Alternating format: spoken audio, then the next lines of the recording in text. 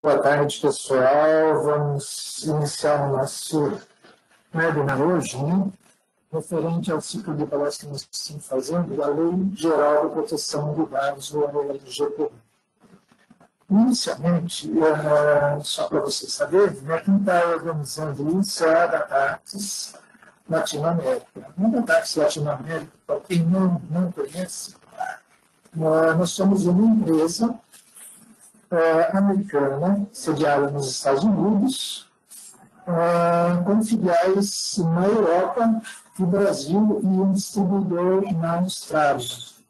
Na realidade, a Datatis Brasil é uma empresa que ela é Latinoamérica, para toda a América Latina, e fica ali em São Paulo, na Avenida Paulista. Correto? Para quem não conhece ainda a nossa empresa.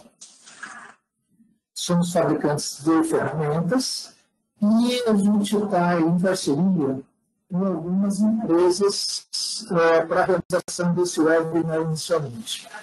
Então, eu gostaria de agradecer a Concept Automação Comercial, que é uma empresa de software na região de Araçatuba, que trabalha com gestão comercial industrial, produtos delas para empresas de distribuidoras, para automação de empresas, para bares, restaurantes e padarias. Então, eu gostaria de agradecer muito, realmente, a pessoa do seu diretor, o senhor José Humberto Mota Oliveira, da sua esposa Luiz Helena.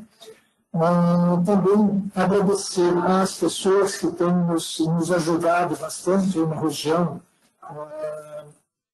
sendo parceiros nesse empreendimento, que é a CPRA, que é o Centro Tecnológico de Araçatuba Região, na prefeitura do Sr. Elson Carvalho, da Associação das Empresas de Serviços Contábeis de Araçatuba, na pessoa do Sr. João Aparecido Soares Júnior, e da sua secretária Patrícia, que ajudou bastante a gente, ao Sindicato dos Contabilistas de Araçatuba, na pessoa do Sr. Adriano Marcos Campos e Paula, da SESCOM São Paulo, onde é a senhora Aldines Aparecida Silva.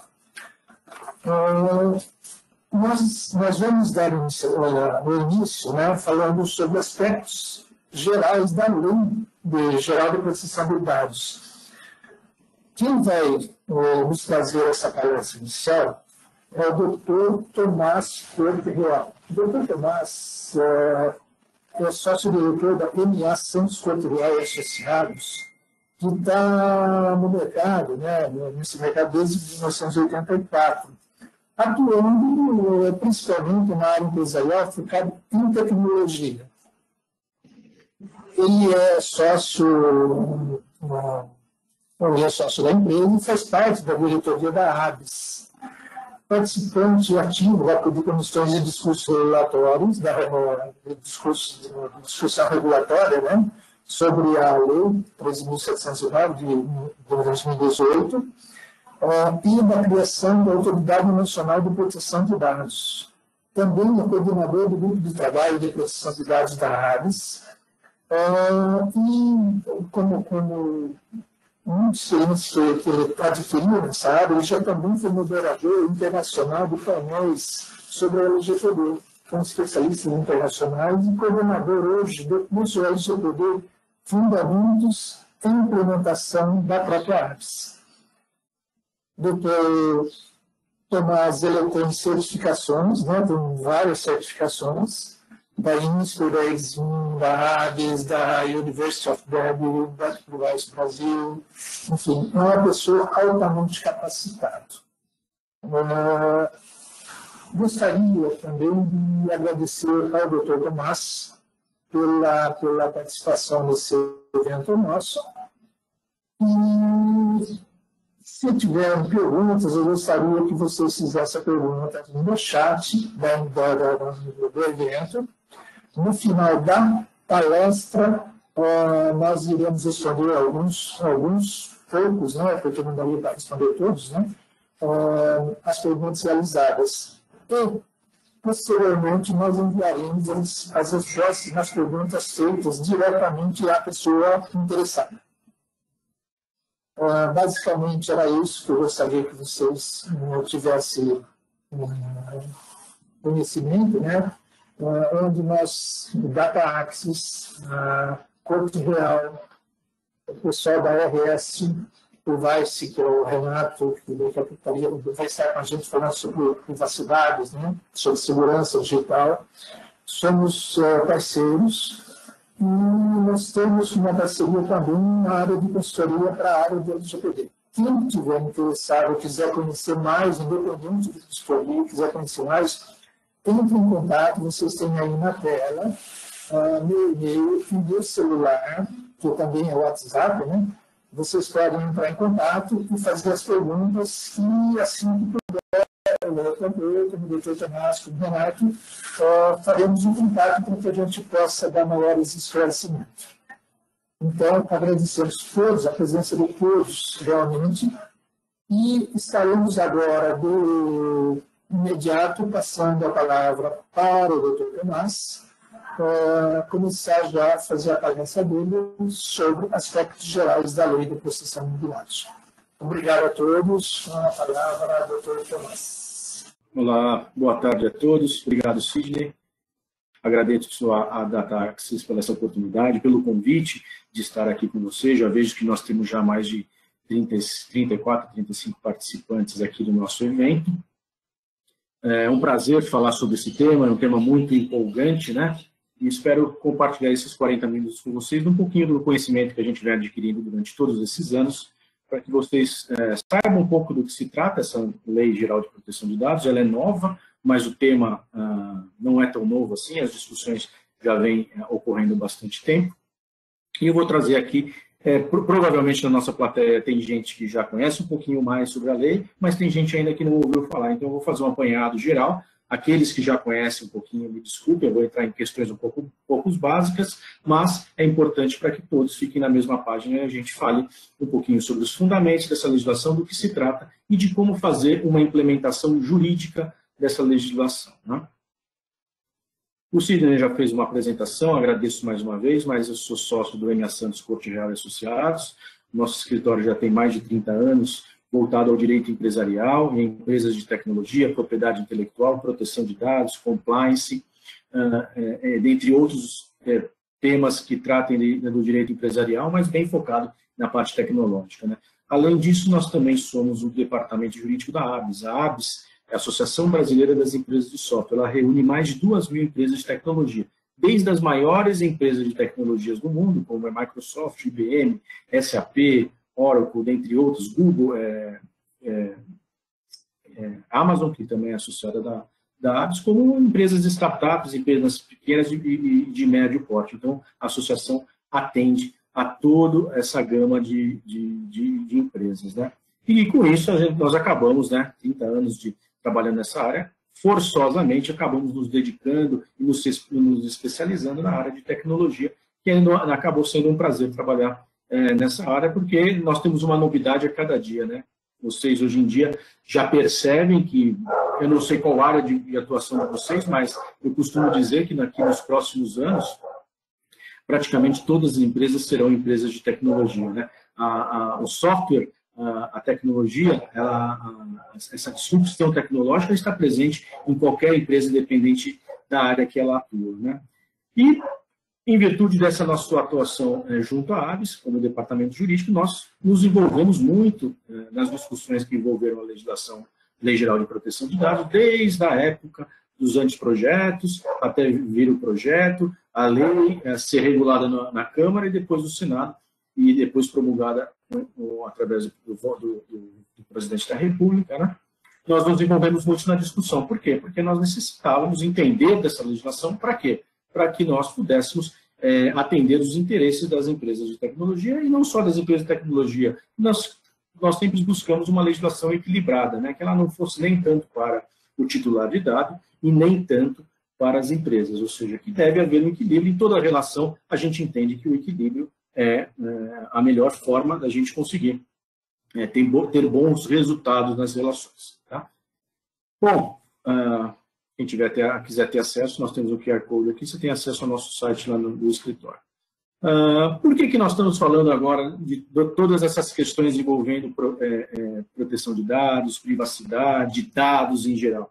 Não sei se vocês têm percebido, mas para quem está começando a se envolver mais no tema, antigamente, até pouco tempo atrás, a gente não ouvia falar em vazamento de dados, né? Não davam tanta importância a esse tema de vazamento de dados. E agora, um dia atrás do outro, nós temos ouvido falar de um vazamento de dado diferente que pode ou não trazer um prejuízo para o titular de dado. Titular de dado, quando eu for falar aqui para vocês, é um termo que tem na legislação, é a pessoa física, somos nós. Né? Eu sou um titular de dado, você que está assistindo aqui a nossa apresentação, uma pessoa física, também é um titular de dado. Né? E nós vemos que hoje, como eu escrevi aqui na nossa apresentação, nós vivemos um Big Brother, por exemplo, ou até mesmo quem já viu aquele filme do Show do Truman, ou até já leu aquele livro do George Orwell, aquela obra 1984, nós vivemos com a nossa privacidade a todo momento sendo violada em certos casos, né? E nossos dados circulando por diversos gadgets, ou por diversos aplicativos, por diversos computadores, na nuvem e até mesmo no meio físico, no papel, gravado no disquete, no pendrive, etc. Né? Então, nós vemos aqui que nós somos vigiados através de câmeras, nós temos os nossos celulares que circulam nossos dados a todo momento através das redes sociais, nós temos aqui os nossos aplicativos de viagem que a gente usa, de GPS, a identificação por biometria, ou seja, todas essas funcionalidades digitais e tecnológicas que vieram para facilitar a nossa vida, ela acaba em determinado momento, se forem usadas de uma forma que possam trazer algum tipo de prejuízo, podem trazer riscos para a nossa atividade, para a nossa vida em particular, etc. Né? E tudo isso, para que tudo isso funcione, atrás disso nós temos dados, né? E dados pessoais. O que nós estamos preocupados hoje na nossa apresentação aqui é para falar sobre dados pessoais. Não dados de empresas, nós estamos falando de dados de pessoas físicas, mas aqui, no modo geral, eu trouxe uma figura para ilustrar para vocês, a capa da revista The Economist, onde mostra aqui essas grandes empresas, Google, Facebook, Uber, Amazon, Tesla, como as novas petrolíferas, né? Porque dá tão grande importância. Tem números aqui, que a AB já coletou de 2019, os números de 2020 ainda não estão disponíveis, mas você vê que o quão valiosos são os nossos dados hoje em dia. E aí, quando nós estamos falando de bens aqui, dos dados aqui, nós estamos falando de bens infungíveis, né, que não são palpáveis, a gente está falando de valoração disso tudo. E isso, os nossos dados hoje são bem valiosos.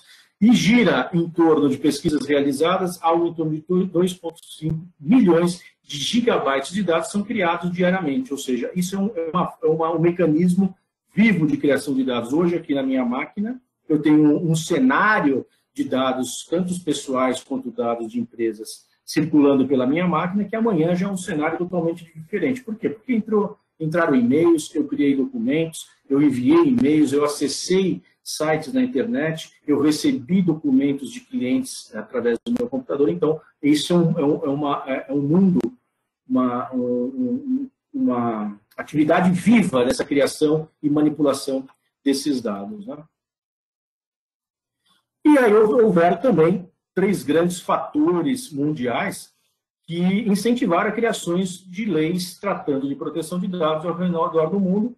Se vocês ainda não conhecem nenhum desses casos, eu não vou me ater a detalhes desses casos, porque o nosso tempo é limitado, mas aqui eu só trouxe uma correlação de alguns casos com as leis que foram criadas. Nós tivemos aquele caso envolvendo o Edward Snowden, que foi um incentivador aqui no Brasil para a criação do Marco Civil da Internet, a Lei 12.965 de 2014. O caso do Wikileaks, que gerou também uma comoção e nós tivemos uma aceleração da aprovação do GDPR. O GDPR, para quem não sabe, é a nossa Lei Geral de Proteção de Dados, só que lá na Europa, a nossa Lei Geral de Proteção de Dados brasileira foi baseada dentro do GDPR, ou seja, tem muita inspiração dentro do GDPR. E o caso mais recente do Cambridge Analytica, que teve interferência nas eleições americanas do Donald Trump, que fez acelerar também as discussões aqui no Brasil para a aprovação da Lei Geral de Proteção de Dados. Então, rapidamente para vocês, já nos falei sobre o nosso tempo, aqui é um cenário rápido de por que toda essa movimentação, tanto no mundo quanto no Brasil,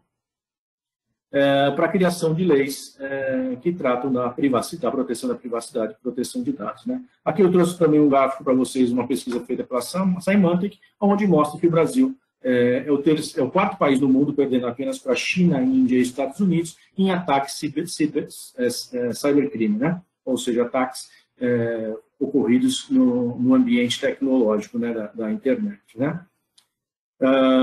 A todo momento nós temos ouvido falar de casos de vazamento de dados, ataque hackers. Eu trouxe aqui alguns, não caberia aqui numa página só, e não cabe, né? Vocês têm ouvido, recentemente nós tivemos agora, semana passada, o maior vazamento de dados aqui no Brasil, que expôs mais de 100 milhões de dados de brasileiros. Nós tivemos ontem um ataque hacker nos Estados Unidos, onde um hacker invadiu uma empresa de saneamento básico na Flórida, com o objetivo de contaminar a água da cidade. Ou seja, a criatividade desses criminosos, elas não tem limite, né?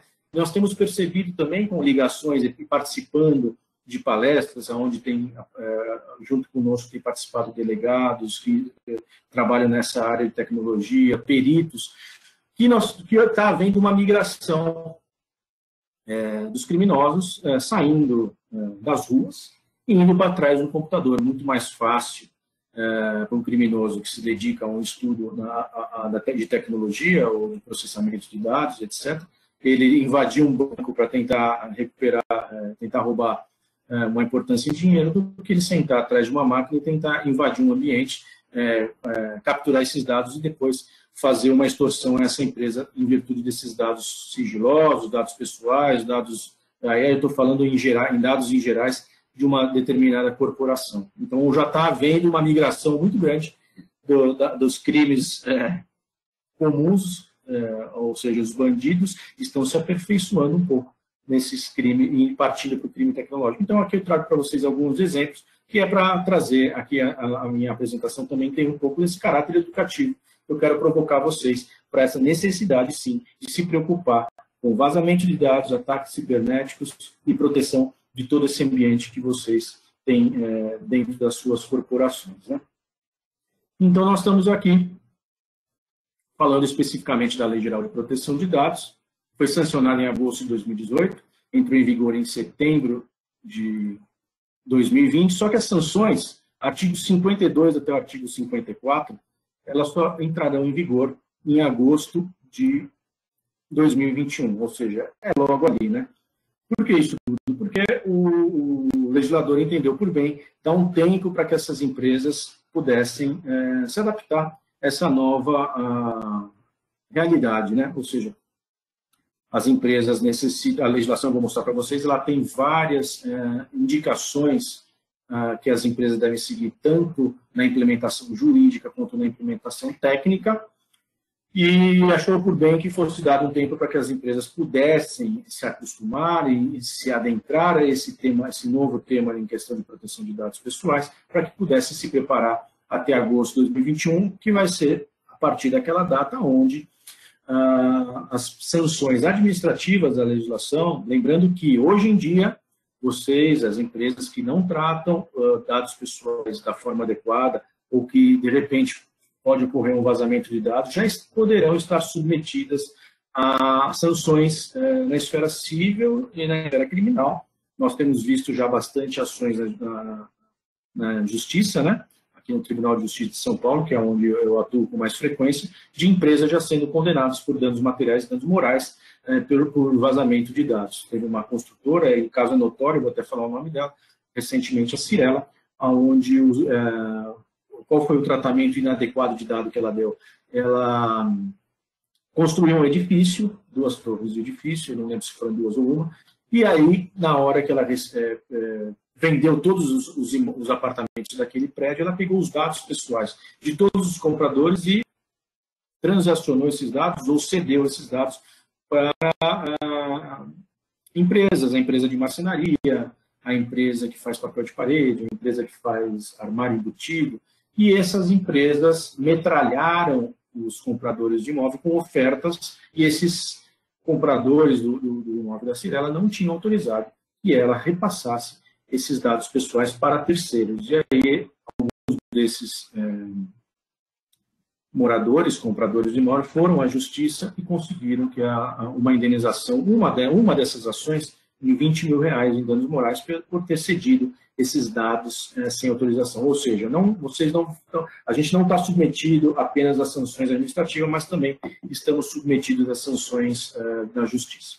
Então, nós estamos falando aqui, essa legislação ela trata de dados pessoais apenas de pessoas físicas. Tá? O dado do CNPJ da empresa, inscrição estadual, qualquer dado que está protegido, não está abarcado por essa legislação. Nós falamos aqui de dados pessoais de pessoa física, o meu nome, o meu RG, o meu CPF, endereço, qualquer dado que possa me identificar. Por qualquer meio físico ou digital, eu tinha comentado com vocês, ou seja, os dados que circulam dentro da minha máquina por meio digital, eles devem ser protegidos e devem ser tratados de uma forma adequada, e os dados que se encontram em papel, no meio físico também. Um vazamento de dado muito comum que acontece dentro das empresas é o funcionário, ele imprime 100 folhas de planilha cheias de dados pessoais e no final do dia ele joga esses dados, essas 100 folhas de uma planilha dentro da lata do lixo. No final do dia esse lixo vai embora, ocorreu um vazamento de dados sem ninguém ter percebido. Então, deve-se ficar atentos também para o tratamento, para a revisão desses processos de meios, dados pessoais materializados em meio físico, que seria o papel nesse caso. Né?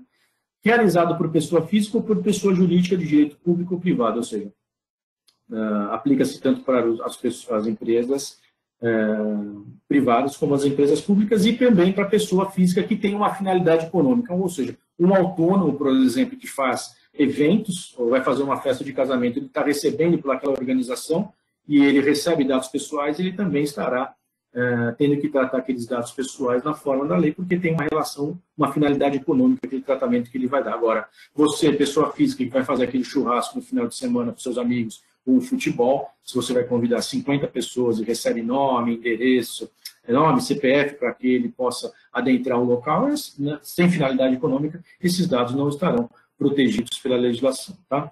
Realizado o tratamento de dados realizado no território nacional ou fora do país, quando quando esses dados forem coletados no Brasil. Essa legislação ela trata, diferente da europeia, ela trata bem do território, ou seja, mesmo que seja um estrangeiro que esteja de passagem pelo Brasil, se o dado dele foi coletado no Brasil e houve um vazamento de dado, essa operação estará abrangida pela nossa legislação.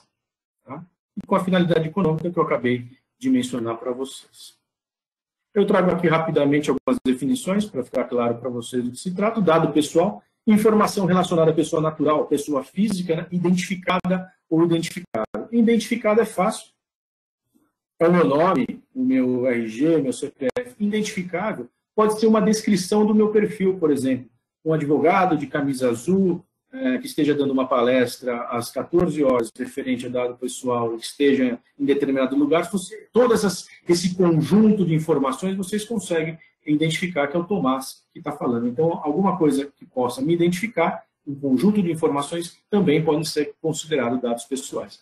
O dado pessoal sensível, ele é bem expresso na legislação, é aquele dado que fala da raça, étnica, convicção religiosa, opinião política, organização de caráter religioso, ou seja, todo aquele dado que possa, caso haja um vazamento, trazer uma discriminação para o titular de dado. Né? São dados chamados dos dados sensíveis. O dado anonimizado é aquele dado relativo ao titular que não possa ser identificado, considerando a utilização de meios técnicos razoáveis. Ou seja, se eu tenho uma lista de dados pessoais com nome, CPF da pessoa, se eu conseguir embaralhar aquele CPF, eu consigo anonimizar esse dado. Isso é uma forma de anonimização, tá? Então, o caracterizado na legislação como um dado anonimizado, ou seja, que é um dado titular que eu não consigo identificar.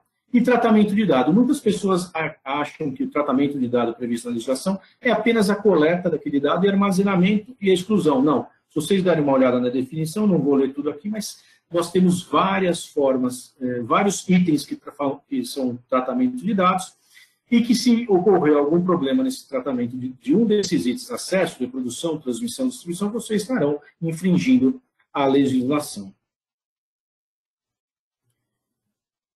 A lei é bem principiológica, ou seja, a todo momento o legislador busca das empresas que elas consigam demonstrar que tratam dados da melhor forma possível. Por quê? Se um dia ocorrer um vazamento de dados, eu vou mostrar para vocês lá no final, a primeira coisa que a Autoridade Nacional de Proteção de Dados vai falar para vocês: ok, ocorreu um vazamento de dados, por favor, me apresente como vocês tratam esses dados, né? E aí vocês vão ter que seguir esses 10 princípios que estão no artigo 6º da legislação, baseados no princípio maior de todos, que é o da boa-fé, que é o princípio da finalidade, ou seja, somente colher os dados com uma finalidade específica, ou seja, eu vou colher os dados para apresentar para o meu cliente as notícias jurídicas da área de tecnologia. Eu peguei o consentimento desse meu cliente para essa finalidade específica. Eu não posso pegar esse dado dele, passar para terceiros, ou fazer uma propaganda, lógico que o seu histórico advocacia nem poderia, mas uma empresa faz uma propaganda diferente da finalidade para que esse dado foi coletado. Princípio da necessidade, ou seja, para que eu vou coletar mais dados que são necessários? Vamos coletar dados, os dados para o cadastro no meu escritório. Eu preciso apenas do nome, o e-mail e, eventualmente, do celular do cliente. Não preciso do sexo, preciso da religião dele, status civil, é desnecessário, entendeu? Princípio da transparência, sempre demonstrar para o titular do dado como esse dado está sendo tratado dentro da sua corporação.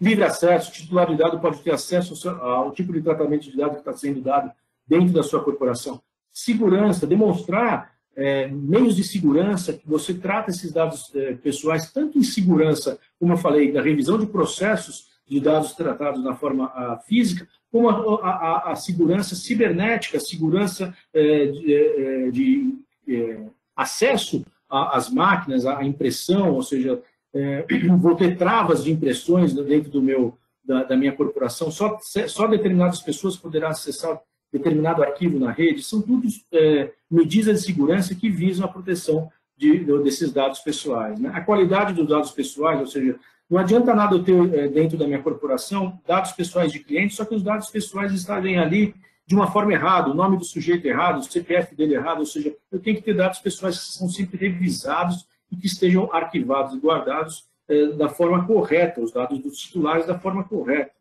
Prevenção, da mesma forma, para que não sejam vazados. Não discriminação, ou seja, eu não posso utilizar dados pessoais dos titulares para fazer qualquer tipo de discriminação.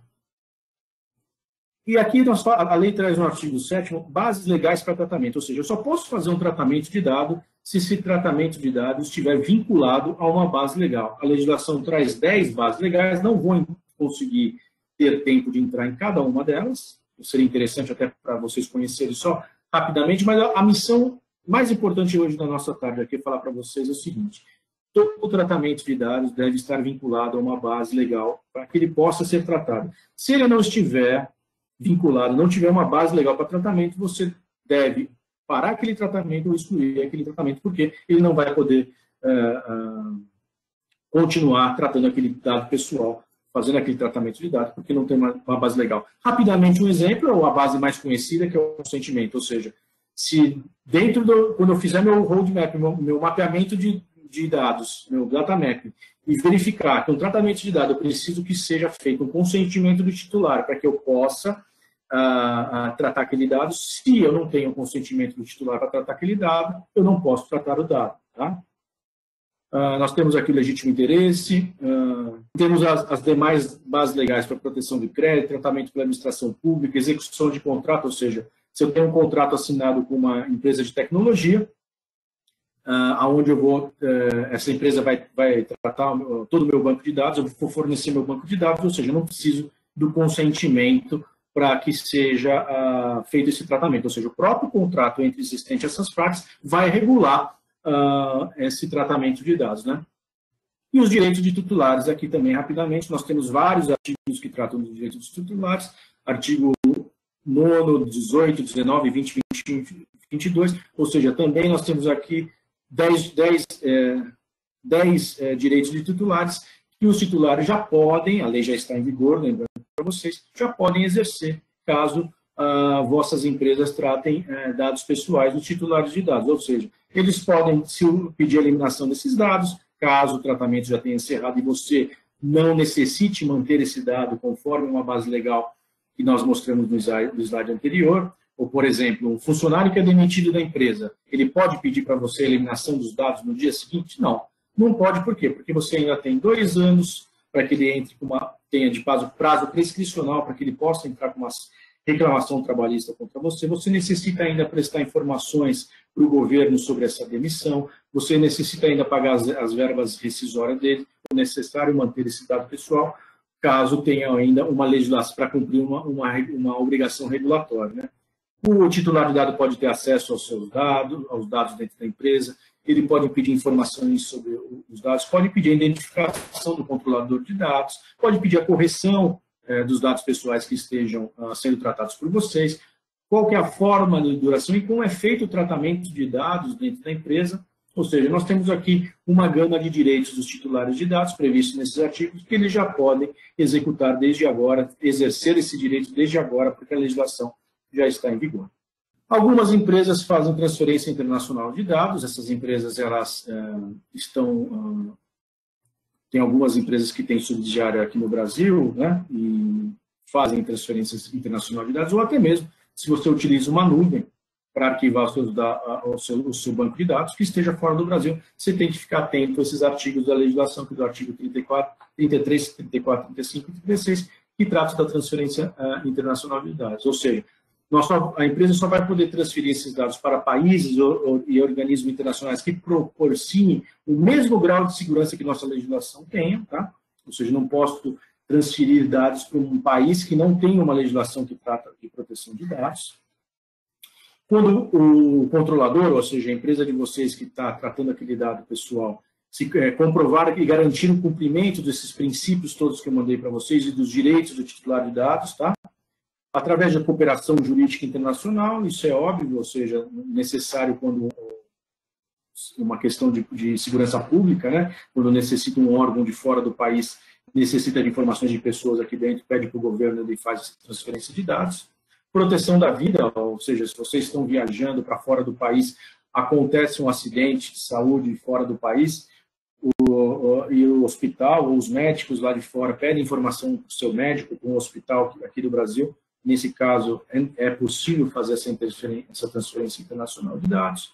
Quando tiver uma autorização expressa da Autoridade Nacional de Dados, e quando o titular do dado forneceu um consentimento específico. Por exemplo, eu tenho um contrato, como eu falei para vocês do exemplo do banco de dados, se eu tenho um contrato com uma empresa e eu deixo claro para elas que todos os dados pessoais eu arquivo num banco de dados, por exemplo, da Amazon, que fica fora do Brasil, e essa empresa, esse titular de dados já me autoriza via contrato, eu estou amparado para poder fazer essa transferência internacional de dados pessoais. Tá? Aqui, rapidinho, um exemplo fictício para vocês, mas eu gosto muito de dar esse exemplo para vocês conseguirem entender aonde vocês se encontram e quem são esses personagens da legislação. Tá? A legislação fala do controlador e do operador de dados. Quando vocês tiverem acesso à legislação, vocês vão ver essas duas figuras a todo momento. Tá? Então, o controlador de dados é aquele que decide como será feito o tratamento de dados. Tá? E o operador de dados é aquele que recebe as orientações do controlador para como os dados vão ser tratados. Aqui no meu exemplo fictício, eu reforço mais uma vez, eu trago esse exemplo da Netshoes, onde aquela controladora de dados, ou seja, ela recebe os dados pessoais dos consumidores que acessam o site dela para comprar um tênis, por exemplo, ou seja, eu, Tomás, vou no site da Netshoes, eu preencho todos os formulários com os meus dados pessoais, nome, CPF, RG, endereço, os dados do meu cartão de crédito, o tamanho do meu calçado, e efetuo a compra de um tênis para ser entregue na minha casa. Tá? No momento seguinte, a Netshoes ela começa a ativar alguns operadores. Nesse nosso exemplo aqui, são 4, tá? Ou seja, ela pega todos esses dados pessoais do Tomás que entraram no site e passam para a empresa Jet Business, que é o RP dela, que vai organizar toda essa compra. Né? Essa Jet Business pega esses dados pessoais do Tomás e passa para a PagSeguro, que o Tomás vai fazer o pagamento, vai gerar um boleto para ele pagar ou vai faturar o cartão de crédito. A PagSeguro, confirmado o pagamento, ela pega esses dados pessoais e envia para a empresa de transporte, a Jametric, que vai fazer a entrega na minha casa. E no final do dia, todos esses dados pessoais vão parar numa nuvem da Amazon armazenados, porque a Netshoes necessita que esses meus dados sejam armazenados. Por quê? Porque pode ter uma reclamação, eu posso exercer meu direito de arrependimento do Código de Defesa do Consumidor, eu posso fazer uma compra futura e esses meus dados já vão estar armazenados lá do que eu comprei, então ela vai querer fazer uma oferta para mim. Ou seja, aqui nós temos a Netshoes, que é a controladora, responsável pelos meus dados, só que ela compartilhou aqui com outras 4 empresas responsabilidades. Então a Netshoes aqui é a controladora e essas outras empresas operadoras. No contrato que a Netshoes tem com essas 4 outras empresas, ela vai ter que dizer para elas, olha, o Jet Business, o PagSeguro, o Jamef, Amazon, eu quero que você trate os dados pessoais do Tomás da seguinte maneira, requerendo obrigações e responsabilidades conforme a legislação. Por quê? Porque se um dia ocorrer um vazamento dos meus dados em uma dessas empresas ou na mesma Netshoes, a Netshoes vai ter que comprovar para a Autoridade Nacional de Proteção de Dados e até mesmo para o Judiciário que ela requereu que essas 4 empresas trataram os dados pessoais conforme a legislação. E aqui eu trago para vocês quais são as obrigações do controlador de dados e do operador de dados. Como que eu já falei para vocês, o controlador de dados ele vai ter que manter o registro das operações de tratamento de dados, elaborar um relatório de impacto a pedido da Autoridade Nacional, um relatório de impacto, ou seja, vai mapear todos os dados pessoais e vai dar dentro desse relatório de impacto como que esses dados pessoais são tratados, como que é realizado esse tratamento desses dados pessoais e quais são as medidas que eles têm, se eles cumprem todos os direitos dos titulares, os princípios da legislação, as bases legais que eu mostrei para vocês e quais são as medidas que têm para mitigar os eventuais riscos que possam ocorrer num caso de vazamento de dados ou num incidente de segurança, né? Vai ter que adotar medidas para proteger esses dados, informar a Autoridade Nacional em caso de algum incidente de segurança e manter o titular de dado informado de todos os seus direitos. Já o operador, que são aquelas 4 empresas do outro lado, naquela relação que eu mostrei para vocês, eles têm que manter o registro das operações do dados, realizar o tratamento de dados das instruções fornecidas pelo controlador. Lembra que eu falei que é necessário que o controlador ali, a Netshoes, exija e norteie o operador de como o tratamento de dados deve ser feito. Isso também é uma forma do operador se garantir, porque se ocorrer um vazamento de dados, a primeira coisa que ele vai falar é o seguinte, pô, espera um pouquinho, eu estou fazendo esse tratamento de dados do jeito que a Netshoes aqui pediu para mim. Então é muito bom que fique claro contratualmente quais são as obrigações que o operador deve exercer e quais são os pedidos, os requisitos que o controlador vai pedir para que o operador trate esses dados. E informar o controlador sobre qualquer incidente no tratamento de dados pessoais. Rapidamente aqui, uma obrigação que consta na legislação também, no artigo 41, todas as empresas, a princípio, deverão, tanto o controlador quanto o operador, nomear um encarregado de dados, né?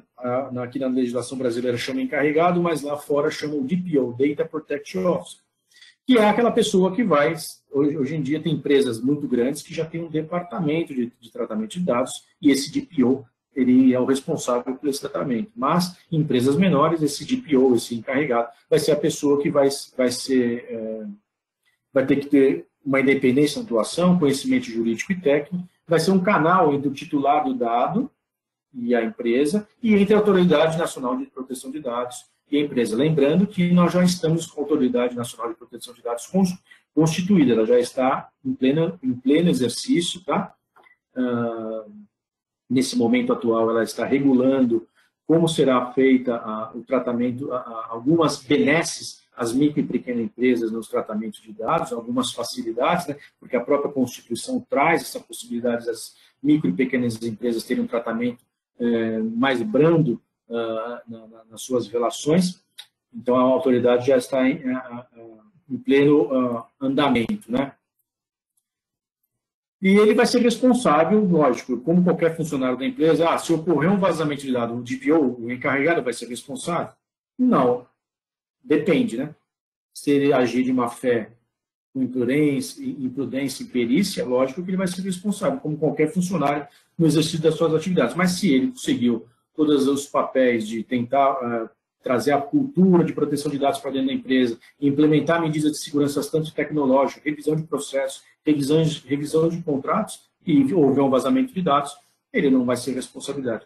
E aqui, as sanções, falei para vocês que essas sanções aqui administrativas, elas entrarão em vigor a partir de agosto desse ano, né? Ou seja, nesse momento a Autoridade de Proteção de Dados não está aplicando essas sanções, mas só para trazer aqui para vocês o grau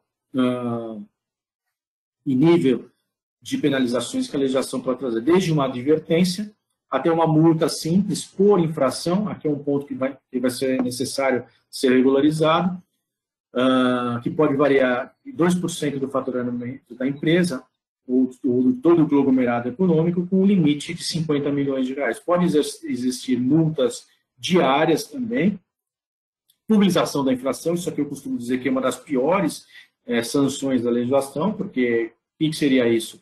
Após o vazamento de dados, a empresa tem que vir na mídia, televisiva, jornal, isso aí quem vai determinar vai ser a autoridade nacional, e explicar como foi feito esse vazamento, a quantidade de dados que vazaram, quais dados que vazaram e quais são as medidas que a empresa está tomando para que isso não ocorra novamente, né?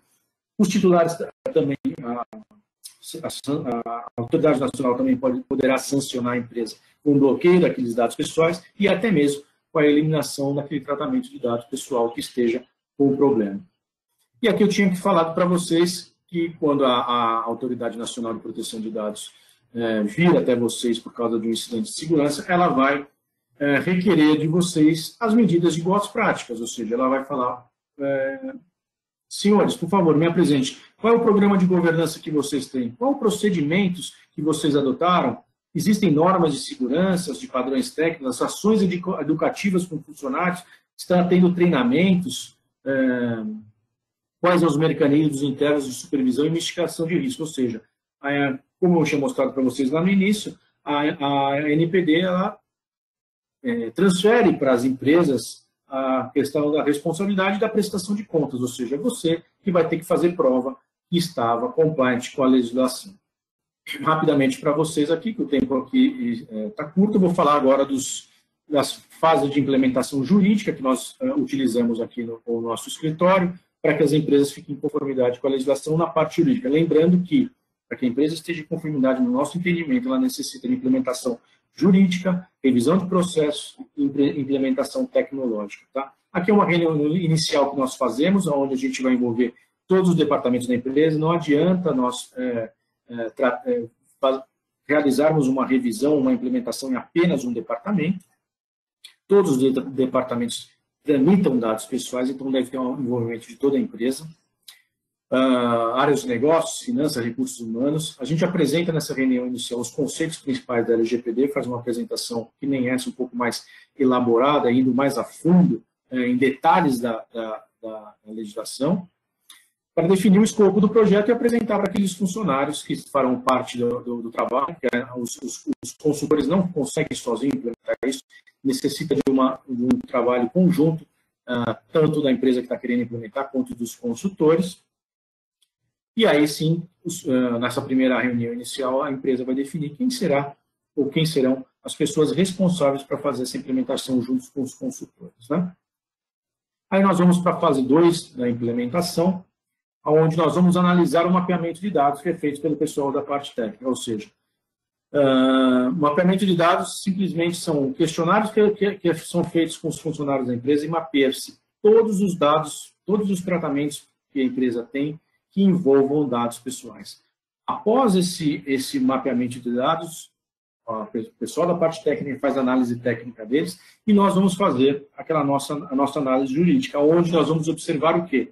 Se aqueles tratamentos de dados eles preenchem os princípios da legislação, se eles preenchem as bases legais de tratamento de dados, se estão sendo respeitados os direitos dos titulares de dados. E nós fazemos um relatório jurídico sobre esse mapeamento de dados. Na fase 3, nós vamos elaborar cláusulas contratuais de todos os contratos que a empresa tem, né? Que a empresa trata, desde o contrato que ela tenha com a empresa de motoboy ao contrato que ela tenha com a empresa de software. Nós temos que revisar, a empresa de contabilidade, temos que revisar todos esses contratos, incluindo cláusulas de proteção de dados nesses contratos, para que haja obrigações e responsabilidades sobre esses dados. Aqueles contratos que já estiverem, a gente revisa essas cláusulas, e os contratos que não têm essas cláusulas, a gente insere cláusulas que tratam de proteção de dados. Na fase 4, nós vamos rever as políticas que a empresa tem ou criar novas políticas para que tratem da proteção de dados. Rapidamente, uma das políticas que a empresa deve ter é a política de privacidade e proteção de dados. E a gente vai criar, e caso seja necessário, como eu falei para vocês lá do relatório de impacto, a gente vai criar e desenvolver junto com a empresa um relatório de impacto de privacidade. E aí termina o nosso trabalho na parte jurídica de adequação com treinamento. Depois de todo esse trabalho realizado, a gente faz todo o entregável para a empresa e faz um treinamento final, demonstrando para todos os funcionários da empresa qual foi o trabalho realizado e trazendo mais um pouco da conscientização da proteção de dados. E a partir dali, ou a empresa segue com nossa consultoria mensal, fazendo a manutenção desse plano, ou pelo próprio jurídico interno, ou por pessoas que trabalham na empresa e se desenvolveram nesse trabalho de proteção de dados, podem fazer esse trabalho. Aqui é um diagnóstico da ABS, eu sugiro que vocês acessem e respondam, ele é totalmente sigiloso, não precisa se identificar, é um self-assessment. Depois que vocês responderem as perguntas, foi feito em parceria com a Ernst Young, vocês terão uma resposta de como anda a sua governança em proteção de dados na sua empresa. Bom, eu fico por aqui, de uma forma rápida e breve. Minha única rede social que eu tenho é o LinkedIn. Se vocês quiserem acessar, estou por lá. Meus contatos estão todos aqui. Foi um prazer falar com todos. Agradeço mais uma vez a DataAxis e o Sidney pela oportunidade. Muito obrigado, pessoal. Gostaria, primeiramente, de agradecer ao Dr. Tomás pela palestra, né? Só lembrando que, independente de ser pequenas ou não empresas, eles vão ter que se adaptar à LGPD, correto? E sendo pequena empresa, às vezes a gente pensa que é pequena e não vai precisar, mas as pequenas que trabalham fornecendo para as grandes empresas, com certeza essas empresas maiores vão exigir que elas tenham que se adaptar. Além de tudo, independente do tamanho da empresa, os dados das pessoas vão ter que estar disponíveis para eles saberem que dados eles têm, vocês têm junto, vocês têm gravado para que eles possam saber se aquilo lá é viável ou não e possam fazer até alterações. Tá? Então, a parte de informática, de estrutura de informática, de aplicativos, vai ter que estar muito bem trabalhando em conjunto com a lei. O Renato já está na tela, né? Então, o Renato Salvatore, ele é da RS Security, ele é diretor proprietário da RS Security, que é uma empresa especializada em segurança de infraestrutura de informática. Ele está no mercado desde 2006. E eles têm várias soluções, né, na área de infraestrutura, de proteção de endpoints, de perímetro, aplicativos, SAS, processo de proteção, enfim, vários tipos de métodos que eles utilizam, como o DAST, o SAST, o RASP, né? São palavrões, mas ele depois vai poder explicar. A Renata também tem certificado na proteção de dados, a GDPR, né? Trabalha com ISO 27001, ele é um DPO certificado já pelo EXIM. A empresa dele é autorizada para elaborar, realizar treinamentos e certificações nos módulos do PDPF, né, que é o Privacy Data Protection Foundation. E muito importante, há pouco tempo aí, talvez 2, 3 anos, não me lembro direito, né, Renata foi levada a ser membro do Comitê de Segurança da NPPP, mas é um especialista na área de segurança. Então, a gente está passando a palavras aí, já agradecendo o tempo dele, disponibilizando o tempo dele para participar nesse nosso ciclo de palestras, correto? Obrigado, Renato, contigo a palavra. Trabalhamos, então, desde 2006 na área de infraestrutura, iniciamos em meados de 2012, com foco mais em segurança da informação, 2013. E, na verdade, desde o ano de 2016, nós começamos a ter contato com processos voltados para a privacidade, porque muitos clientes nossos, na verdade, já enfrentavam desafios relacionados à GDPR, né? Então, quando começou esse conceito de privacidade de informações, vazamento de informações, a gente já procurou entender o que estava acontecendo com o mercado global, né? E novas soluções de mercado vieram nesse sentido. E quando a LGPD foi sancionada lá em 2018, não foi uma surpresa para a gente, né? Porque, como o Dr. Tomás comentou, a LGPD ela é herdada, né, da GDPR, ela é muito parecida, né? Na verdade, a GDPR é bem mais completa e complexa que a LGPD. E aí a gente seguiu nesse caminho, então não fazemos só trabalhos associados à LGPD, mas como segurança de informação como um todo, né? O que eu vou trazer hoje para vocês, pessoal, na verdade é uma pequena parte, né, da questão do processo não vou falar de certificação, mas de adequação, que tanto a GDPR quanto a LGPD pedem, que é a questão do Privacy by Design, que tem se falado muito de Privacy by Default e Privacy by Design. Isso é só uma pequena parte, né, do que tem que ser levado em consideração. Como você comentou, existe todo um processo de fases muito parecido com o processo jurídico que acontece também na questão tecnológica, né? E o Privacy by Design, na verdade, ele é um capítulo que, na verdade, ele atua num formato matriz, envolvendo todas as fases do projeto de adequação, desde a sua concepção até a sua continuidade, porque isso não para, né? Como o Tomás comentou, a LGPD, na verdade, é uma jornada. Ela não tem começo, meio e fim para a empresa, né? Os consultores vêm, fazem os trabalhos, elaboram os processos e têm que ser responsáveis por uma questão de mudança de cultura e evangelização das pessoas. Ok? Bom, primeiro um conceito histórico para vocês, né? O Privacy by Design é tão novo quanto se imagina que é, né? Então, na verdade, esse conceito ele existe há muito tempo, né? Com um termo de privacidade de concepção, ou PBD, vocês vão ler isso também. Ele foi desenvolvido por uma pessoa chamada Ona Kovakian, que já era comissária, né, da proteção de dados lá de Ontário, lá na década de 90. Então, veja, toda essa preocupação quando começou a dar o boom da internet, né, pessoal?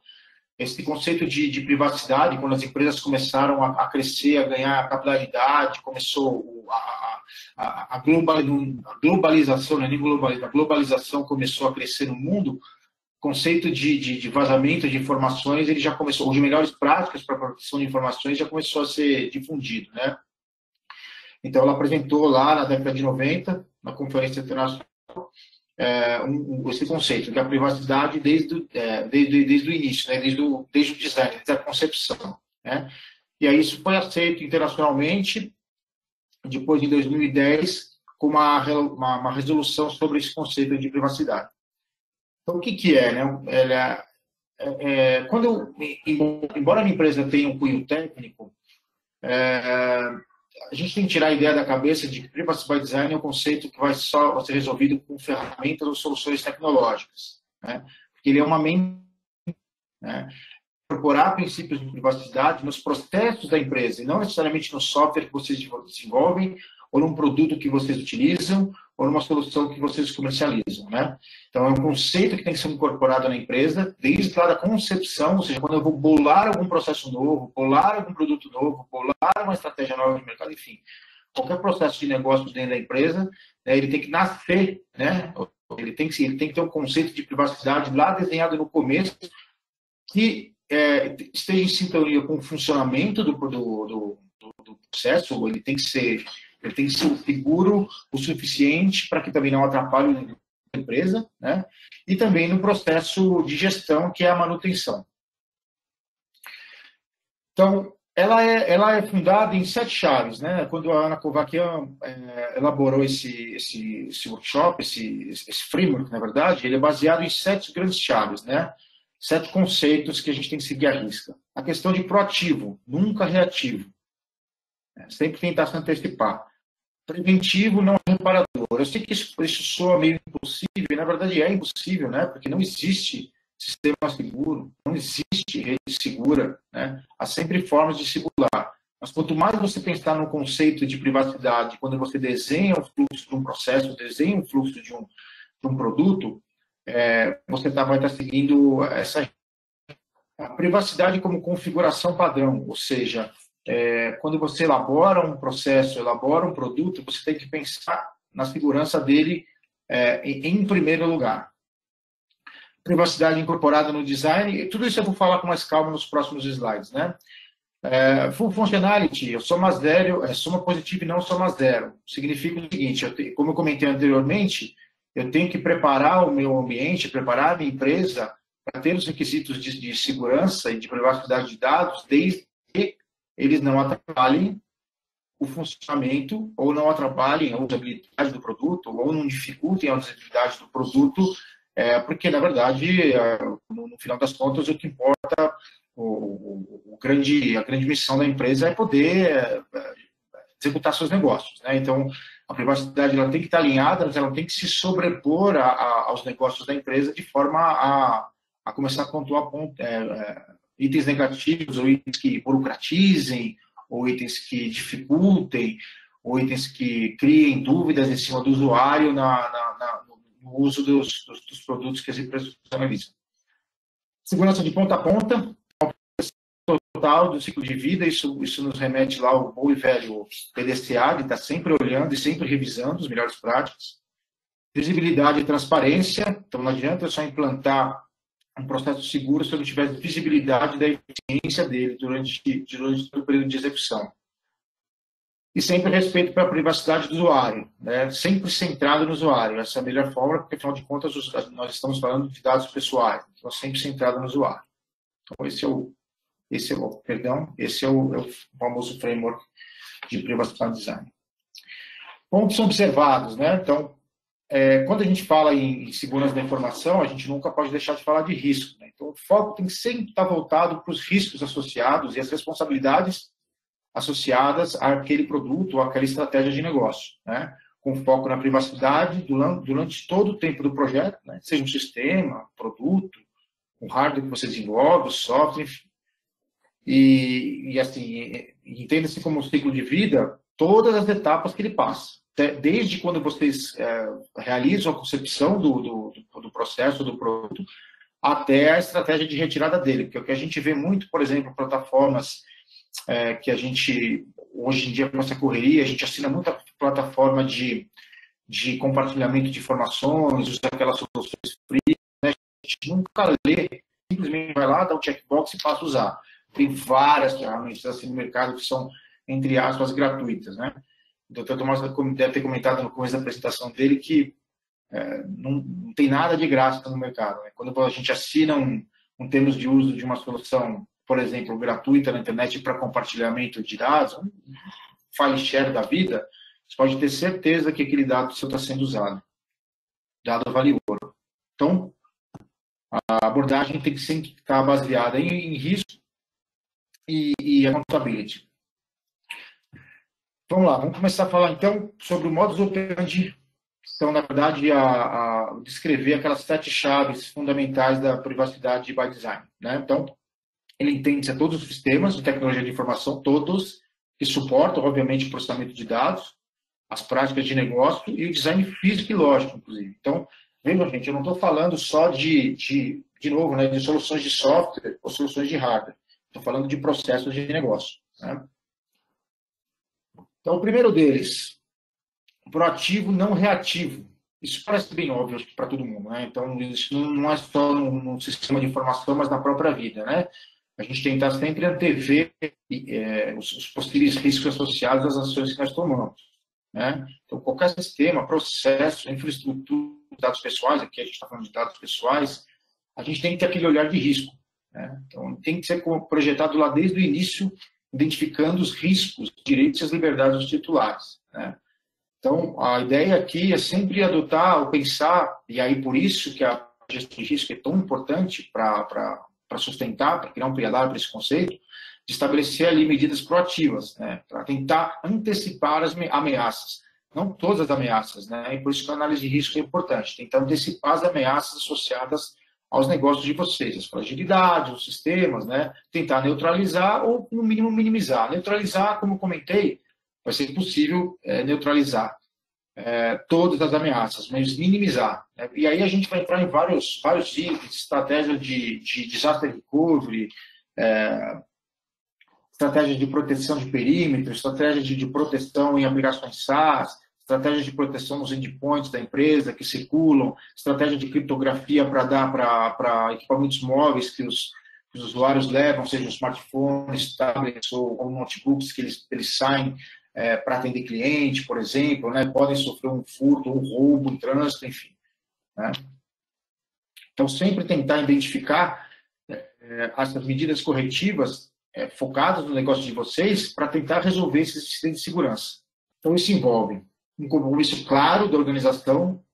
Na palestra anterior, o Dr. Tomás tocou muito nisso. Não adianta colocar a questão da LGPD no colo ou só do departamento jurídico ou só do departamento de tecnologia da informação. A organização tem que ter uma mudança de paradigma e tem que começar a olhar para a privacidade. A cultura de privacidade de dados tem que estar embutida na cabeça dos gestores para que eles se tornem evangelizadores dessa informação, né? Criar essa cultura de comprometimento e melhoria contínua para todos os colaboradores, né? Definir e atribuir responsabilidades concretas para cada membro da organização, ou seja, cada um tem que estar ciente, né, dos riscos e dos possíveis perigos que ele corre usando os sistemas de informação da empresa e também os dados da empresa. E criar os métodos baseados nos indicadores, de novo voltando para a gestão de risco, né, para tentar detectar o mais rápido possível. E aí sim você entra com o arcabouço de, hoje, né, hoje não, na verdade já existe há algum tempo ferramentas que vão orientar a área de segurança da informação, que geralmente é a área que está responsável para fazer o gerenciamento de riscos, gerenciamento de incidentes, perdão, para tentar identificar possíveis ataques de forma mais proativa possível, ataques ou vazamento. Então, sempre novos produtos, novos processos, alteração de processos, você envolve um comitê, envolve projetos e envolve o agente de privacidade, né? E aí também envolve o DPO para fazer a análise final. Ou seja, isso sempre é um ciclo, né? Então, veja que eu não estou colocando só novos produtos ou novos processos. Em qualquer alteração de processo é necessário você realizar o que a gente chama de DPIA hoje em dia, que é a análise de impacto baseada em privacidade de dados. Segundo ponto, configuração padrão. Então, o Privacy by Design ele tem que proporcionar para o usuário, para quem está usando aquele produto, nível máximo de privacidade, né? Só que o usuário, pessoal, é sempre usuário. Ele não tem, muitas vezes, a malícia nem de um profissional de segurança da informação, um profissional de infraestrutura, e muito menos de um possível atacante. Então, o usuário, hoje em dia a gente tem casos de phishing, né, até na família, né, de abre e-mail de banco, abre e-mail da Receita Federal, enfim, como se a Receita Federal soubesse o e-mail da gente, né, então ele não tem essa malícia. Então, quando a gente cria essa concepção, ela tem que ser o máximo protegida e tem que dar um mínimo de capacidade para o usuário para, de repente, ele cometer um erro. Então, essa configuração padrão ela tem que ser estabelecida lá no design, tá? Para definir o nível de fornece o máximo de privacidade possível. Tá? Então, caso o sujeito não tenha opção de modificar essa informação, então ela é intacta. Então, um exemplo simples. Hoje em dia, quando vocês acessam sites, antigamente, quando a gente acessava sites, a gente já entrava direto, né, no site do e-commerce ou do portal de notícias e tudo mais. Hoje a gente tem essa questão de barra de cookies, que vocês devem ter reparado, né? Então, hoje eu sou obrigado a mostrar para o usuário que eu estou coletando cookies dele, quais os tipos de cookies que eu estou coletando e se ele dá um consentimento. Ou seja, por padrão, eu protejo tudo. E eu dou capacidade para ele, de uma forma transparente, de obter o consentimento. Então, para isso, o que é necessário? Tornar os critérios de coleta de dados o mais restrito possível. O Dr. Tomás comentou na palestra anterior. Vou usar só o que é estritamente necessário. Limitar o uso isso é importantíssimo, né? Limitar o uso de dados pessoais aos objetivos aos quais foram eles coletados. Então, eu não posso coletar dados de pessoas e usar para outros fins. Um exemplo claro que também aconteceu, o doutor Tomás comentou, você tinha ali, isso é muito comum, né, gente? A gente, de repente, compra um imóvel, a gente troca dados pessoais com a incorporadora, ou com a construtora, enfim. E aí, passado uma semana, 2 semanas, liga o marceneiro, liga o rapaz para quem de apartamento, vidraceiro, vem vidraça-vidro, casa churrasqueira, quer dizer, né? Como é que essas pessoas obtiveram meus dados? Né? Então, restringir o acesso aos dados pessoais, às partes envolvidas, isso é importantíssimo. Então, só quem precisa ter acesso, deve ter acesso aos dados para realizar o processamento. Né? E isso, mais importante, definir prazos estritos de retenção. A maioria das empresas que a gente hoje está trabalhando na questão de adequação, quando nós realizamos o mapeamento de dados, acessos de dados pessoais, as empresas, a gente sempre pergunta por quanto tempo você retém esse dado? Todos eles, 90% respondem indeterminado. Então o dado fica lá. Fica lá. Isso não pode. Terceiro ponto, privacidade incorporada ao design. Né? Então, a privacidade deve ser parte integrante e inseparável dos sistemas. Aqui eu estou falando de sistemas mesmo, aplicativos, produtos e serviços. Bem como das práticas e processos de negócio. Como eu falei no começo, não é um módulo, é uma camada adicional. Ele entra numa forma matricial, né? O conceito de privacidade entra de uma forma matricial, ele não faz parte de um ciclo, ele entra matricial em todas as camadas do desenvolvimento de negócio. Para isso é necessário o quê? Considerar como um requisito essencial dentro do ciclo de vida, entrando em todos os pontos, realizar, como eu comentei, uma análise de risco dos direitos e liberdades, é o famoso DPIA, que a gente fala muito hoje nos processos de adequação, são as avaliações de impacto, e documentar todas as decisões que são adotadas dentro da organização, né? Sempre com uma perspectiva de pensamento com relação à privacidade, né? Que é o Privacy Design Thinking. Mais um ponto, né? Então, a privacidade está incorporada ao design e arquitetura de sistemas. Hoje, eu não sei quais de vocês são donos ou trabalham em desenvolvimento de software, né? Eu trabalhei durante muito tempo, e até então o requisito primordial das empresas que desenvolvem sistemas é entregar performando, entregar o software com uma boa performance, uma boa usabilidade, né? Nem que para isso as empresas tivessem que cometer, não de forma intencional, né? Mas eu já encontrei muito desenho de código, muito código fonte que, por exemplo, tinha senha do banco de dados lá gravada dentro do código, né? Isso não pode. Então, esse conceito ele tem que estar imbuído ali na concepção do produto. Funcionalidade completa, soma positiva e não soma zero. Então, esse é o paradoxo que tem que ser quebrado, né? Então, eu não tenho necessariamente que criar essa privacidade à custa de qualquer coisa, né? Então, você acaba tendo problemas com usabilidade, problemas com funcionalidade, problemas com benefício comercial. Faz sentido colocar toda essa camada de informação em cima do meu produto?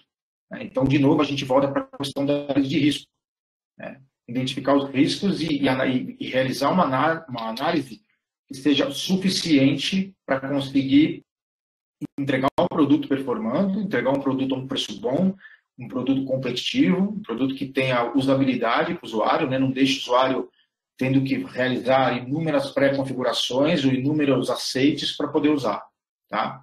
Então, tem que ter um equilíbrio ideal para buscar um ganha-ganha, né? Porque, no final das contas, como eu comentei, a empresa precisa vender o produto dela, seja um produto ou um serviço, né? Então, sempre entra a questão de segurança da ação sendo aquele agente que, para muitas empresas, eu já escutei isso de muitas empresas, que a segurança atrapalha, a segurança barra tudo, tem que se encontrar um meio termo.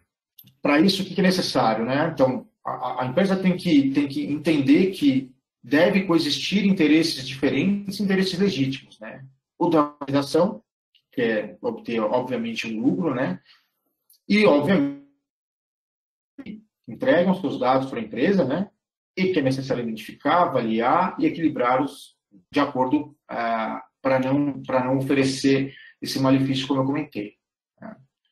criar canais de comunicação, de colaboração e consulta aos participantes. Então, isso a maioria das empresas hoje em dia fazem, né?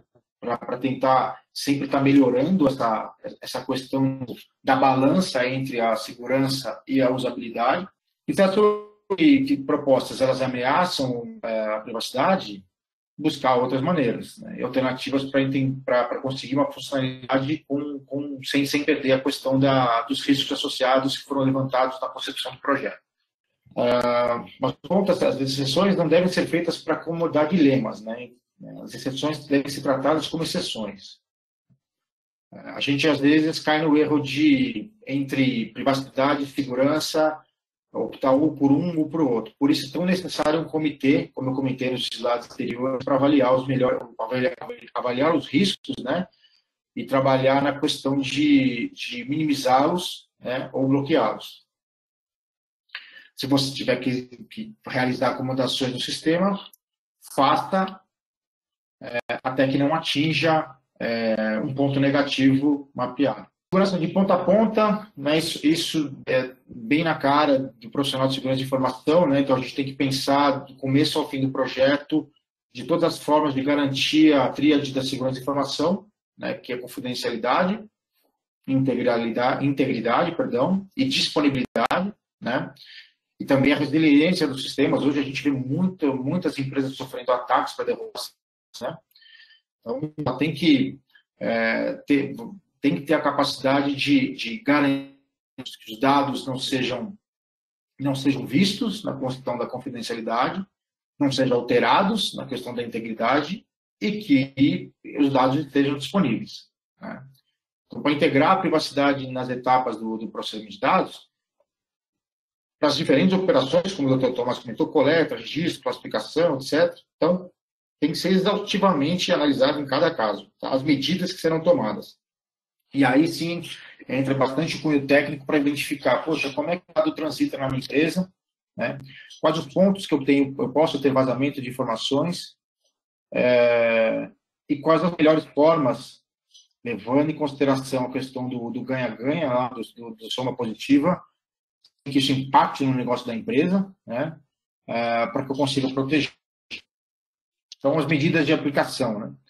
Algumas delas, aqui tem outras, né? Técnicas de pseudonimização, ou anonimato, ou que anonimato, que é embaralhamento, classificação e organização dos dados, isso feito no mapeamento de dados. Hoje também já tem soluções que fazem a classificação de informações, para que o dado se torne legível.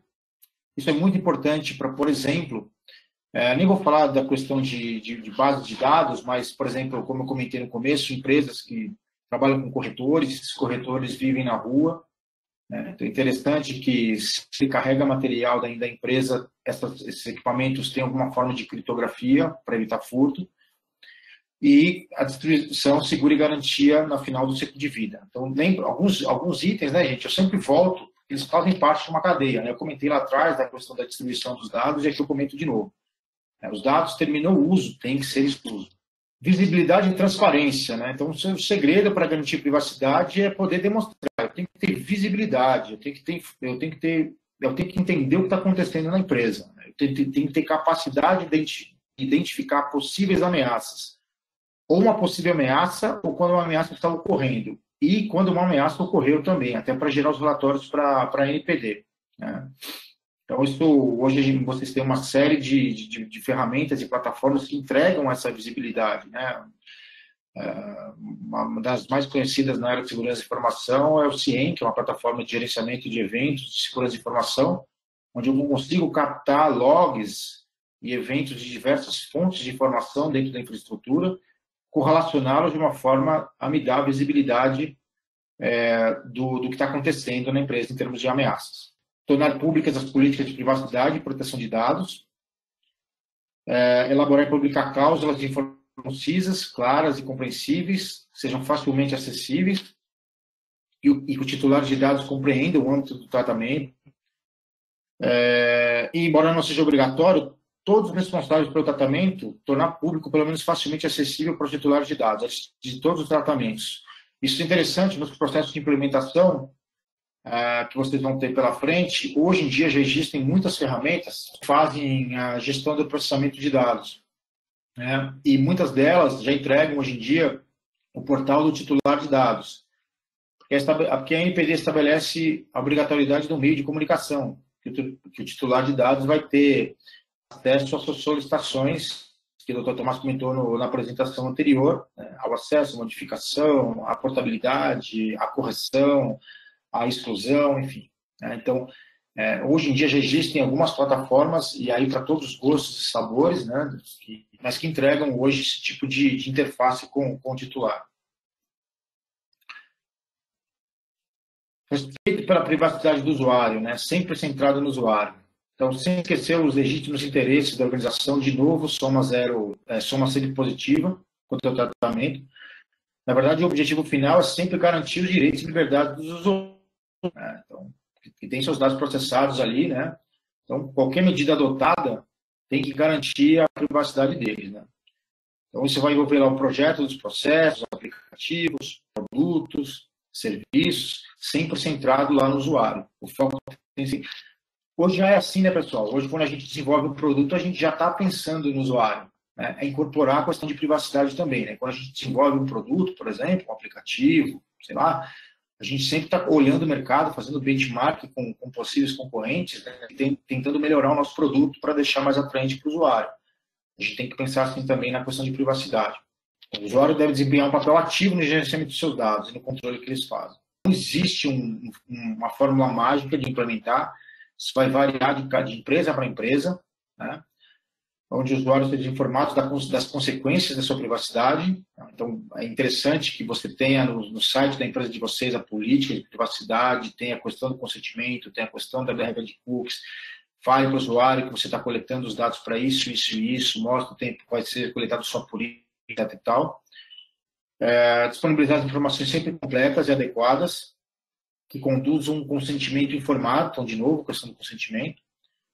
Proporcionar aos titulares acesso aos dados, como eu comentei anteriormente, né, e informações detalhadas sobre por que você está usando os dados, e implementar mecanismos eficientes e eficazes. Então, esse eficiente e eficaz fica um pouco ativo, né? Porque, de novo, a gente precisa olhar para a empresa, olhar para o negócio dela, olhar para a estrutura dela, olhar para o modelo de negócio dela, para identificar, sem atrapalhar as ações da empresa, né, o negócio da empresa, quais são as melhores medidas a serem tomadas.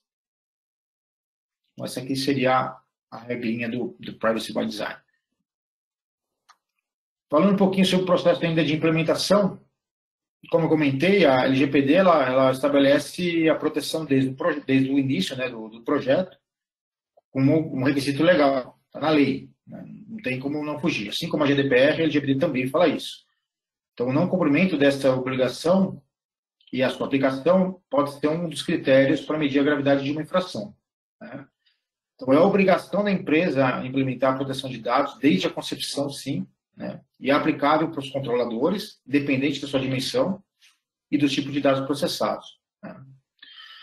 Obviamente, como eu comentei também, vai requerer medidas técnicas e adequadas, né? Técnicas e organizacionais, perdão. Então, eu falei muito de processos, eu falei muito de procedimentos, eu falei muito de cultura, né? Então, não é só compra de software ou compra de hardware para criar uma proteção de perímetro, por exemplo, né? Então, tanto no momento da determinação dos meios de processamento, como no momento do próprio processamento. E é o controlador que tem que tomar conta disso, né? Então, é uma parte da função do controlador, porque ele é o cara que detém o dado, né? Então, limitar a seleção de produtos e processadores, aqueles, e somente aqueles, lembra que eu comentei do caso da construtora, que entregou dados para outras empresas que possivelmente são parceiros, mas sem consentimento, né? Então, tem que limitar quem são os processadores para garantir o cumprimento dos requisitos da LGPD, né? E é especialmente obrigado por lei, né? Esse requisito também é aplicável aos controladores conjuntos em função de respectivas responsabilidades. Então, o Dr. Tomás comentou, tem a questão de você ter controladores e ter operadores, todos eles são responsáveis, não é só o controlador. Essa pirâmide é uma pirâmide interessante, né? Porque eu mostro para vocês que, mais ou menos um resumo do que eu falei até agora, a privacidade by design ela está na base da organização, né? Onde depois ela é construída através de processos e práticas. Então, antes de olhar para processos, eu tenho que estar sempre pensando em privacidade, para depois eu pensar em infraestrutura e sistemas, e aí depois em aplicações e serviços. É uma mudança de cultura. Então, os requerimentos e sistemas, para a gente fechar a nossa apresentação, que a gente está quase estourando, então, entender como o processamento de dados pessoais pode afetar a privacidade, ele é fundamental, né, para projetar e desenvolver os melhores sistemas, ou o melhor sistema que se adeque ao negócio da sua empresa. Então, qual o objetivo principal? Como eu comentei, confidencialidade, ninguém pode ler o dado, integridade, ou seja, o dado não pode ser alterado, isso é muito comum hoje em dia, né, as interceptações que ocorrem na transmissão de informações, por exemplo, de e-mails que são transitados de forma não criptografada. Isso pode acontecer um ataque que a gente chama na área de man in the middle, onde ele captura, modifica a informação e transmite. E a disponibilidade, né? O dado tem que estar acessível e os sistemas têm que estar sendo disponíveis quando necessário. Tendo em mente que os possíveis riscos associados ao funcionamento planejado, autorizado dos sistemas que coletam, usam e revelam os dados pessoais, é necessário sempre ter um escopo de análise para não ir somente nos riscos derivados do processamento não autorizado, né? Mas também olhando para aqueles que podem surgir, ou seja, eu estou falando aqui não só de riscos que podem ocasionar para um vazamento não intencional, mas que possa acontecer, mas também sobre invasões, né? Então para cobrir esses riscos criar 3 novos objetivos de proteção. Unlinkability, então ocorrer um vazamento de dados, né? Uma forma desse dado ele não ser rastreável, não conseguir identificar o usuário, minimização de dados, limitação de armazenamento e garantir a integridade e a confidencialidade. Transparência, legalidade, né? Justiça e transparência e a limitação de propósito. Então, eu resumiria aqui a questão de usar só porque deve ser usado. Transparência com o dono do dado. Né? A limitação do propósito, a precisão, a integridade, a confidencialidade e a prestação de contas. Bom, pessoal, é isso que eu queria passar para vocês. Como eu disse, nós somos especialistas em segurança da informação e proteção de dados, né? Nós hoje temos no nosso site um blog, onde a gente semanalmente coloca artigos, muitos deles são associados ao LGPD, mas artigos em geral, de boas práticas, inclusive para pequenas e médias empresas, para garantir uma boa segurança da informação. São dicas, então, se vocês quiserem acessar o nosso blog, ele está disponível. Tem muita coisa interessante lá sobre segurança da informação. Tem checklists para serem feitos, tem passo a passo para serem feitos, para que as empresas, inclusive de pequeno e médio porte, olhem e consigam tomar medidas melhores, sem para que isso impacte financeiramente a empresa. E a gente fica à disposição. Nós estamos localizados aqui em São Paulo, em Vargem Grande Paulista. Esse é o nosso telefone comercial. E fica também nosso e-mail para qualquer contato, qualquer dúvida que vocês tenham. Eu, mais uma vez, agradeço em nome da empresa e fico à disposição de vocês. Obrigado. Agradeço o Renato, né, pela palestra que ele fez. Só lembrando que o titular de dados, necessariamente, ele tem que ter acesso àquilo que está sendo guardado dos dados deles, né? E que vocês, no aplicativo, esteja disponível para que ele possa fazer acesso e alterar os dados que forem necessários, correto? Então, outra coisa que eu gostaria de alertar é que existe hoje, claro, quando a LGPD agora está na moda, né? Existem muitas empresas que estão fazendo consultoria. Muito cuidado para vocês não entrem em fria. Façam com empresas que realmente possam te dar aquilo que é necessário para que vocês não tenham problema no futuro. é uma coisa muito complicada, não é tão simples quanto parece, né? Há necessidade realmente de vocês conhecerem tudo que é necessário, tudo que, enfim, precisa ser feito, revisado todos os seus procedimentos. Os aplicativos, com certeza, quase que 100% vão ter que ser revistos, vão ter que ser feita uma reengenharia, né? Como o próprio Renato disse, tem que ter um design um pouquinho diferente, né? E, enfim, muito cuidado. Nós estamos colocando à disposição aquilo que for necessário. Volto novamente a agradecer ao Dr. Tomás pela palestra inicial, né, dos aspectos gerais, ao Renato pelo Privacy by Design, agradecer ao pessoal que nos deu o apoio total aí, né, no CET, automação, né, através do seu diretor, o Humberto. Também agradecer muito ao pessoal da CTRA, né, Centro Tecnológico de Araçatuba e Região, na pessoa do seu presidente Edson Carvalho, ao Sindicato dos Contabilistas de Araçatuba, na pessoa do senhor Adriano Marcos Campos, da Assessoria de São Paulo, pela senhora Aldines Aparecida Silva. Novamente, muito agradecido. Ficamos à disposição para aquilo que for necessário. Podem entrar em contato, podem fazer as perguntas que forem necessárias, que nós vamos colocar e nós vamos fazer o retorno. Se alguém tiver mais alguma coisa, por favor, colocamos o e-mail aqui embaixo e o celular. Agradecemos mais uma vez e vamos agora dar por encerrada essa nossa apresentação. Estaremos provavelmente fazendo outras e mandando convite para aquilo que for necessário. Agradeço a todos. Muito obrigado.